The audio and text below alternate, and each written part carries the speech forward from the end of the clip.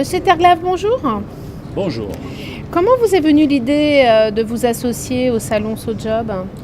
L'idée elle est venue tout naturellement puisque je me suis aperçu que pour nous, organisations syndicales, il y a un véritable manque dans ce genre d'événement. Ça veut dire qu'aujourd'hui, effectivement, on s'occupe des salariés, on s'occupe des jeunes qui sont dans l'entreprise, mais on ne s'occupe pas assez, en tout cas à mon point de vue, des chômeurs et des jeunes qui ne sont pas dans un système d'entreprise, mais qui sont en dehors. Donc le syndicat se doit aussi d'aider un certain nombre de personnes de trouver un job et donc de les intégrer d'une certaine façon, y compris dans la vie syndicale. Et quelles sont les attentes de la FGTA sur un tel salon? L'attente d'abord que tous ces jeunes qui sont passés, parce que la majorité aujourd'hui c'était des jeunes, trouvent un travail. Parce que quoi de plus beau quand vous faites quelque chose qu'il y a un aboutissement concret. On cherche du concret. C'est-à-dire véritablement faire connaître le syndicat et trouver un véritable emploi où les jeunes pourraient s'épanouir. C'est aussi, et je ne m'en cache pas, c'est de donner une autre image de syndicat que celle de la rue.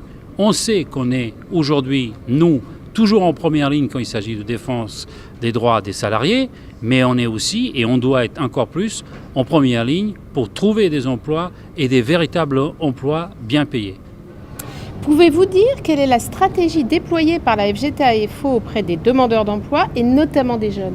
Alors, pour les jeunes, on vient de créer un réseau jeune qui va être tout un réseau où les jeunes pourront communiquer entre eux, où on pourra effectivement leur donner un maximum d'informations, non seulement sur leurs droits, mais aussi leur donner des informations pratiques. Pour les demandeurs d'emploi, je vais vous avouer, c'est quelque chose de nouveau pour vous. Parce qu'effectivement, on était plutôt sur la défense des salariés et de leurs droits que la défense des chômeurs.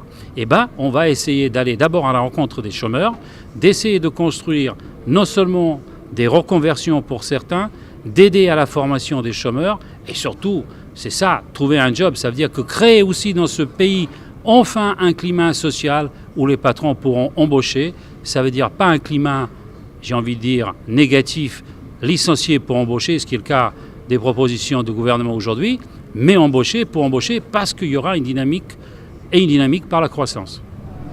Alors que pensez-vous des entreprises et des fédérations présentes sur le salon SoJob aujourd'hui?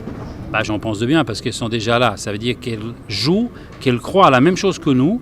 Ça veut dire qu'aujourd'hui, ici, concrètement, on embauche des jeunes qui ne sont pas syndiqués, qui sont syndiqués, peu importe, mais on crée de la dynamique.